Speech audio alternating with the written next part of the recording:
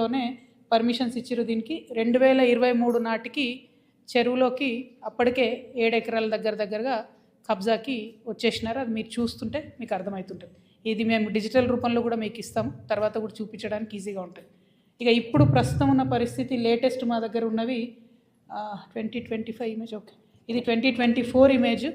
దాని తర్వాత 25లో కూడా పెద్దగా మార్పేం లేదు. మీరు చూస్తే కంప్లీట్గా చెరువులోకి ఎట్లా చొచ్చుకొచ్చినారో తెలుస్తుంది. ఇది ఎందుకు చూపిస్తున్నా అంటే యాజ్ అన్ ఎగ్జాంపుల్, ఇది ఒక పెద్ద సంస్థ కడుతున్నది. ఆ సంస్థను ముట్టుకునే దమ్ముందా ఈ గవర్నమెంట్కి? 7 ఎకరాలు అంటే అక్కడ ఎకరానికి 100 కోట్లు పోతుంది. భూమిలోనే 700 ఎకరాలు పోతుంది. ఇప్పుడు దీని మీద 30 ఫ్లోర్లు 40 ఫ్లోర్లు పర్మిషన్ ఇచ్చినటువంటి పరిస్థితి కనబడతా ఉంది. అంటే ఎన్ని వేల కోట్ల వ్యాపారం చేసుకోవడానికి మీరు సహకారం చేస్తున్నారు. ఇది నేను అఫీషియల్గా కూడా నేను కంప్లైంట్ చేస్తాను. దాని మీద ఖచ్చితంగా చర్యలు తీసుకోవాలని ప్రభుత్వాన్ని డిమాండ్ చేస్తున్నాను. ఈ భూమిలో ఓన్లీ హైడ్రాదే కాదు, చెరువు కబ్జానే కాదు, మొత్తం పాత ఊరి నక్ష ఏదైతే ఉందో దాన్ని మొత్తం మార్చేసి ఒక 8-9 రకాల రెవెన్యూకి సంబంధించినటువంటి తప్పులు ఉన్నా కూడా ప్రభుత్వం చూసి చూడనట్టుగా ఉంది. ఇవన్నిటిని కూడా పెట్టుకొని మేము తప్పకుండా చెప్పడం జరుగుతుంది. ఇది ఒక ఎగ్జాంపుల్ చెప్తున్నా. రెండోది ఏంది, ఇది ప్రేమావతిపేట పెద్ద చెరువు, సర్వే నంబర్ 86, 7 ఎకరాల వరకు దాదాపుగా తీసుకున్నారు. అయితే ఇదే సంస్థకి ఇంకో దగ్గర కూడా ఇంకో పెద్ద భూమి కూడా ఇచ్చిండ్రు. అది ఫ్యూచర్లో చెప్తా దాని విలువ ఎంత అన్నది. రెండవది, హైడ్రాకు నేను ఛాలెంజ్ చేస్తున్నా. ఏది, నాగారం మున్సిపాలిటీలో ఐకామ్ అనే సంస్థ ఉన్నది. ఇది మెగా కంపెనీ వాళ్ళు కొనుక్కున్నారు. ఆయుధాలు తయారీ చేస్తారు అక్కడ. ఇప్పుడు కేంద్ర ప్రభుత్వ పర్మిషన్ వచ్చింది, బాంబుల తయారు కూడా అక్కడ చేస్తూ ఉన్నారు. గమ్మత్ ఏంటంటే ఆ నాగారం మున్సిపాలిటీ మొత్తం మున్సిపల్ చైర్మన్, కౌన్సిలర్లు అందరూ కలిసి మున్సిపాలిటీలో తీర్మానం చేసిండ్రు.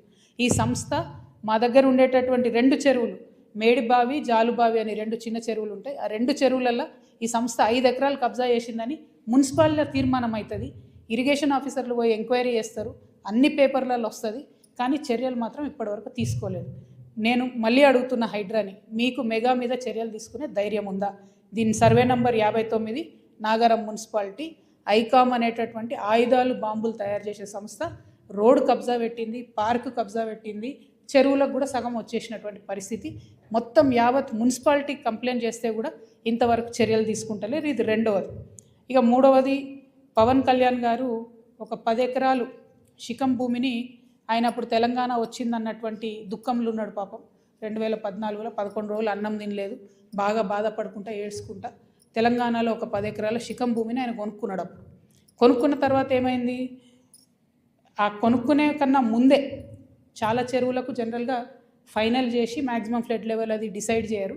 కానీ ఈ పర్టికులర్ చెరువు పవన్ కళ్యాణ్ గారు ల్యాండ్ కొనుక్కున్నది కోడికుంట అనే చెరువు, సర్వే నంబర్ 706.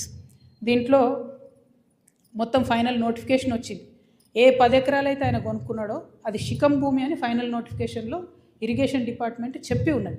పవన్ కళ్యాణ్ గారు నిన్న మాట్లాడుకుంటే ఏమన్నారంటే, నా తప్పు ఉంటే అది శిఖం భూమి అయితే ప్రభుత్వానికి ఇచ్చేస్తాం అన్నారు.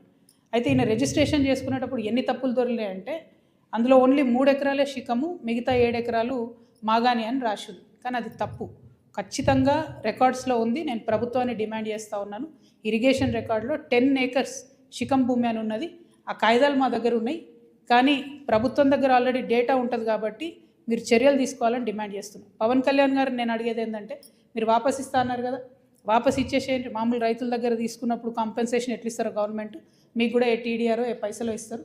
అర్జెంటుగా వాపస్ ఇచ్చేసేయండి. మీరు కంచె వేసిండ్రు, ముందు ఆ కంచె తొలగించండి. శిఖం భూమిలో కూడా కంచె వేయడానికి ఉండదు. మీరు మట్టేసిండ్రు, ఆడ గోవులకు వాటికి వీటికి గ్రాసం వేస్తున్నా అని చెప్పారు. మట్టేసిండ్రు, ఆ మట్టి మొత్తం చెరువులో వేసిరు కాబట్టి అది కూడా తొలగించాలి. తక్షణమే మీరు వాపస్ ఇవ్వాలని చెప్పి నేను పవన్ కళ్యాణ్ గారిని డిమాండ్ చేస్తున్నాను.